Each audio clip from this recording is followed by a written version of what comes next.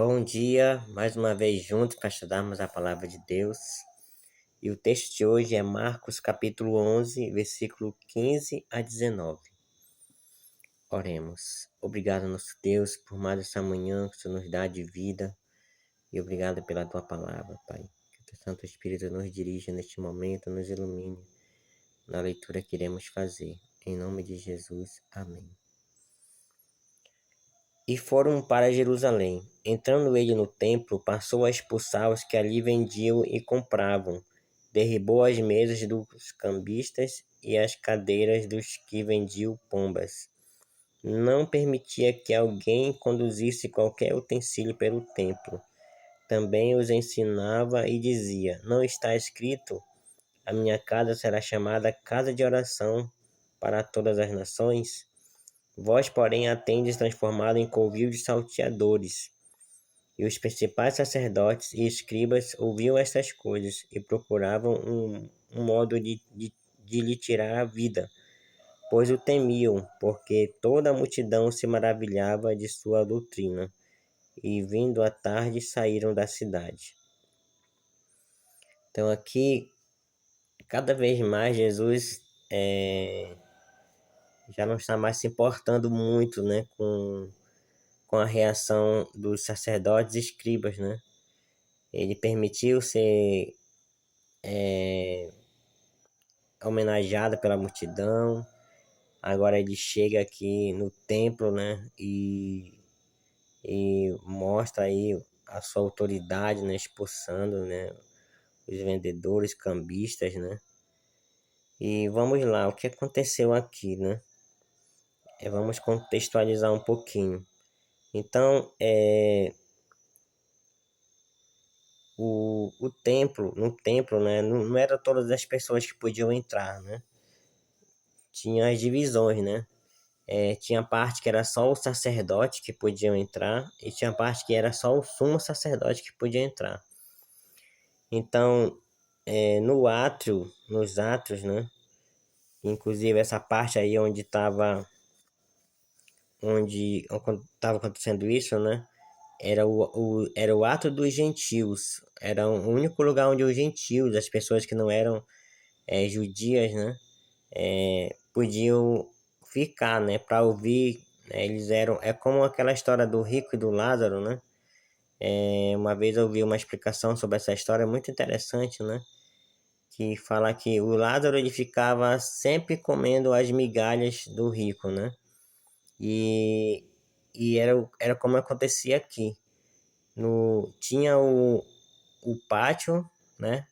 Eu até esqueci um pouquinho sobre isso, que já tinha também ouvido uma explicação sobre isso, mas se eu não me engano tinha o pátio, que era onde os judeus, né, os comuns podiam entrar, né, que não eram sacerdotes, né, ficar ali adorando, e tinha o pátio dos gentios, né, que era mais por fora ainda, né, porque não era permitido eles se misturarem ali com os judeus, né? Muito menos dentro do templo. Então, nesse pátio dos gentios, esse pátio dos gentios, apesar de haver uma segregação, né? Mas era uma forma também deles ter acesso à palavra de Deus, ter acesso à adoração, ao culto a Deus, né? Mas até esse lugar estava sendo corrompido, né? Eles não estavam tendo esse privilégio, né? De assistir o culto ali, de participar do culto ali. Por quê? Porque virou um lugar de comércio, né? Então, era assim, o próprio Deus havia deixado, né? Assim, permitido, né? Que as pessoas que viessem de longe, né? Pudessem levar, em vez de levar animais ou grãos, né, coisas que queria ali dar, ser muito trabalhoso para levar a longa distância, né? Então Deus tinha permitido no Antigo Testamento mesmo, né? Tinha permitido que as pessoas que levassem dinheiro, né?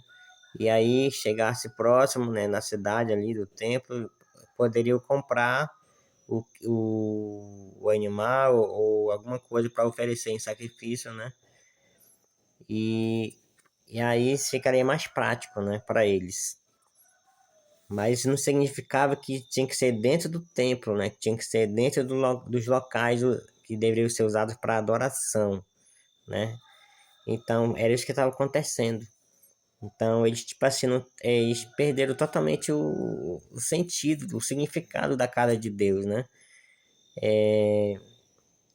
E também os cambistas era a mesma situação, né? Que existia a moeda comum e a moeda do templo, né? Então, era preciso trocar, né? Eu nem sei se isso era uma obrigatoriedade mesmo pela lei ou era já mesmo parte da corrupção ali, né? Dos sacerdotes ali, né? Que inventaram isso para ter uma forma de lucrar a mais, né? Essa parte aí eu estou um pouco esquecido. Mas o fato principal foi o que Jesus falou, né? Essa parte que ele disse: A minha casa será chamada casa de oração para todas as nações, e vós tendes a transformada em covis de salteadores. Isso aqui, por exemplo, essa parte, a minha casa será chamada casa de oração para todas as nações, é uma profecia de Isaías 56, né? Uma profecia, inclusive, falando da era messiânica, né? Na era messiânica, isso ia acontecer. Não haveria mais separação entre judeus e gentios, né? Porque antes, né, como nesse tempo ainda, né, de Jesus, só os judeus podiam entrar, né? E somente uma certa parte, né? E os gentios ficavam excluídos, né? Mas chegaria um tempo em que isso não iria mais acontecer. Então, em outras palavras, em Isaías 56, eu até recomendo que vocês leiam, né? Lá fica muito claro que a vontade de Deus é levar salvação para todos os povos, para todas as nações, né? Os judeus seriam usados como instrumento, né? Como hoje a igreja é usada para evangelizar, né? Antigamente eram os judeus, né? No plano de Deus, era o povo de Deus, sempre foi usar um povo para alcançar os demais povos, né? Então essa era a função do povo judeu. E infelizmente, né, no caso, o lugar que era para justamente para reunir as nações, para evangelizar as nações, né? As nações vinham de longe para o templo, né? Para adoração ao Deus de Israel. Em vez deles ali aproveitarem a oportunidade para evangelizar, eles não estavam dando a mínima, né? Eles estavam o único local que eles tinham, que os gentios tinham direito, né? Pela lei ali de assistir o culto, participar do culto, eles estavam enchendo de comércio, de corrupção, né? Então, esse foi o caso, né? E essa parte também de vocês a transformar, estão transformados em covil de salteadores também tem uma referência no Antigo Testamento também. Jeremias capítulo 7, versículo 11. Nesse contexto lá, Jeremias está também repreendendo o povo que eles estavam achando que pelo fato de existir de terem o templo ali, eles seriam protegidos, que eles poderiam ter uma religião falsa durante toda a semana ali, e no sábado eles poderiam ir lá, ou nas festas, nos momentos de culto, né, eles poderiam ir lá e fazer cerimônias lá e estava tudo certo.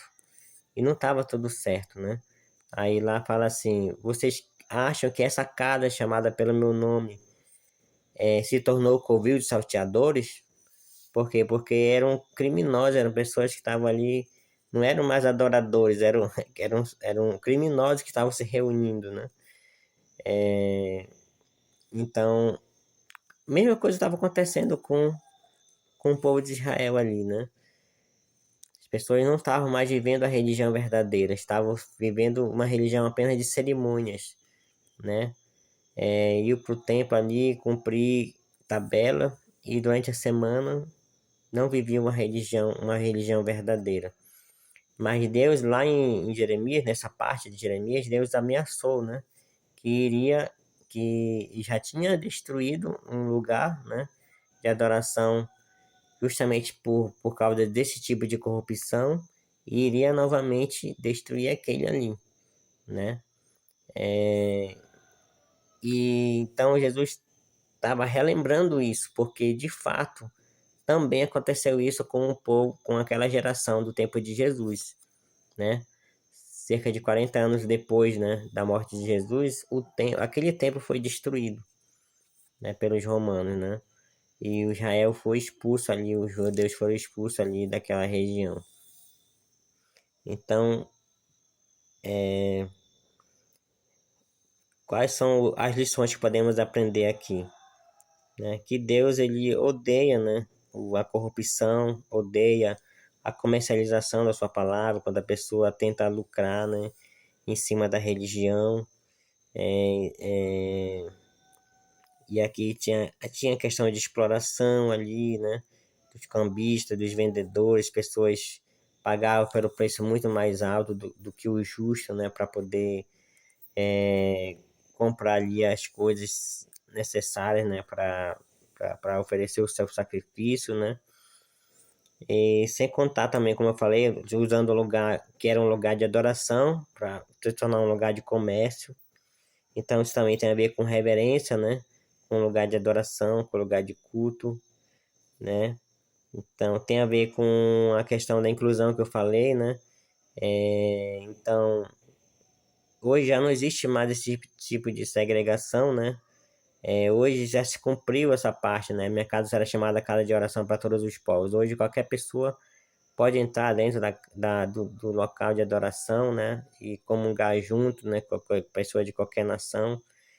Não existe mais essa segregação, mas às vezes ainda acontece de alguma forma, né? Às vezes aqueles que se acham dono do lugar, dono da casa de oração, né? Podem achar que tais pessoas e tais pessoas não têm direito de entrar, né? E Deus abomina isso, né? Porque todos, todos são filhos dele, né? Em certo sentido, né? Todos são filhos deles e ele quer que todos tenham oportunidade de ouvir a palavra, né? Então, então acho que é isso, né? Esse foi o vídeo de hoje. Que nós possamos buscar ter reverência pelo local que nós chamamos de casa de Deus, né? Buscar evitar, né, essa segregação que não exista mais, né? De forma nenhuma. Acho que todos possam se sentir livres para entrar na casa de Deus e